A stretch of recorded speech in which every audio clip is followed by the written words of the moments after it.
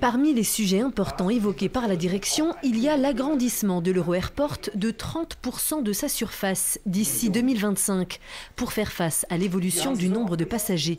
De 8 millions aujourd'hui, il serait entre 11 et 13 millions en 2030. Ça passe par de nouvelles installations qui vont être étendues et aussi le raccordement ferroviaire qui est un très grand projet. Qui dure depuis un certain temps, mais qui, moi, je trouve, avance d'une façon positive.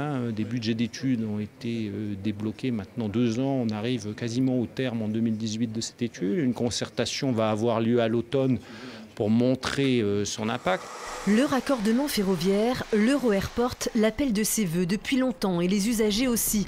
Car si des navettes existent depuis les gares alsaciennes et suisses, elles ne facilitent pas forcément les déplacements.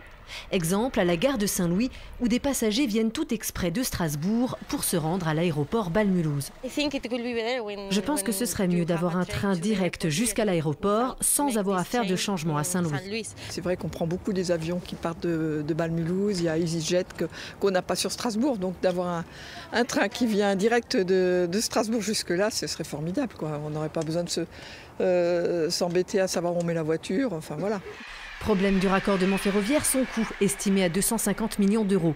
Qui est prêt à payer? Difficile à dire. Mais les élus politiques de la région Grand Est et des cantons de Bâle soutiennent ce projet qui faciliterait grandement l'accès de l'Euro-Airport, un projet qui n'en est qu'à ses prémices.